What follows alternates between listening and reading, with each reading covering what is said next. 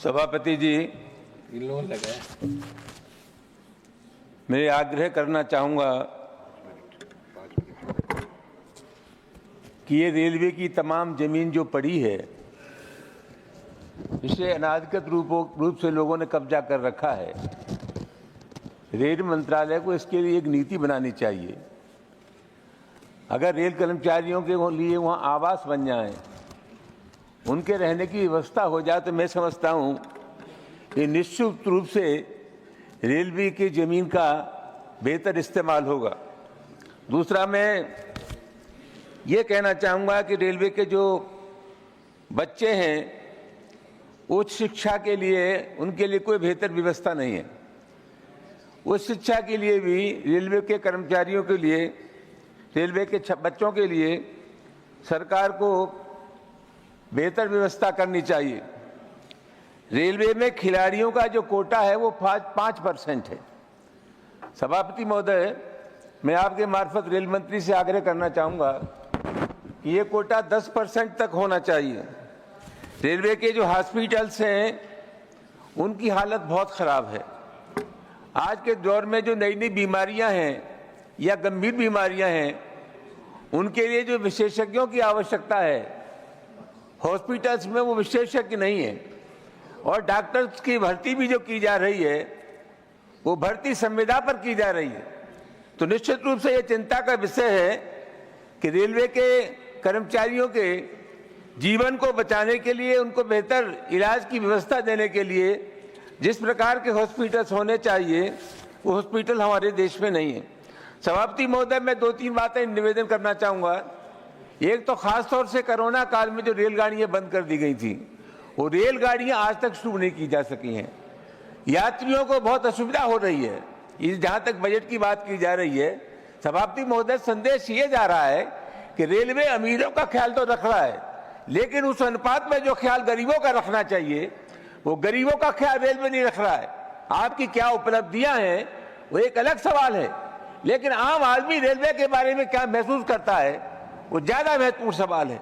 तो मैं समझता हूं आम आदमी में विश्वास अर्जित करिए और उसके पास ये संदेश जाना चाहिए कि रेलवे हमारे हक में बेहतर काम कर रहा है। सभापति महोदय, आगरा यूनेस्को की साइट है और आप जानते हैं कि ताजमहल की वजह से यह बड़ी संख्या में विदेशी आते हैं। टूरला जंक्शन जो है वो एनसीआर का बहुत बड़ा स्टेशन है और अंग्रेजों के जमाने से ही ये रेलवे का बहुत महत्वपूर्ण स्थान है। यहाँ गाड़ियों के आवागमन की उचित व्यवस्था नहीं है। टूरला से एटा वाया कासगंज, इस लाइन को 18 किलोमीटर बढ़ाया जाना है, जो टुकड़ा आज तक नहीं बढ़ाया गया। राजा मंडी आगरा में 2 रेल लाइन के स्टेशन हैं, 2 लाइन है, इसमें 4 लाइन बढ़ाई जाए।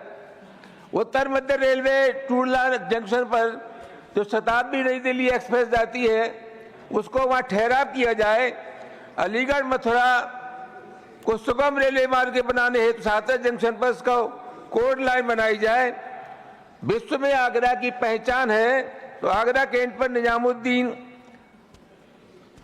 और संपूर्ण क्रांति को रोका जाए। मथुरा जंक्शन से अयोध्या तक वंदे मातरम ट्रेन को चलाया जाता है, वंदे भारत ट्रेन को चलाया जाता है, इसका ठहराव लखनऊ में होना चाहिए। हाथरस जंक्शन पर मुरी एक्सप्रेस हफ्ते में 3 दिन चलती है, उसे रोज चलाए जाने की आवश्यकता है। कोरोना काल से पहले जलेसर रोड पर जो गाड़ियां चलती थी, वो गाड़ियां बंद हो गई, उन गाड़ियों को पुनः चलाया जाए।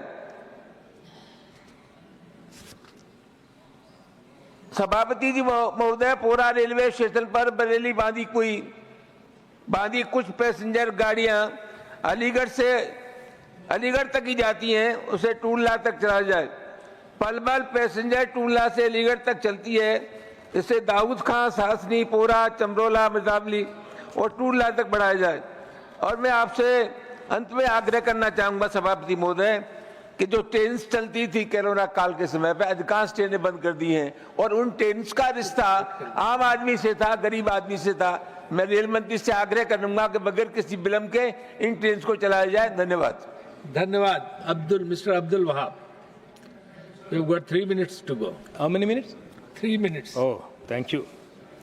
I got only a few points to make about Kerala. You already know in all aspects. But I am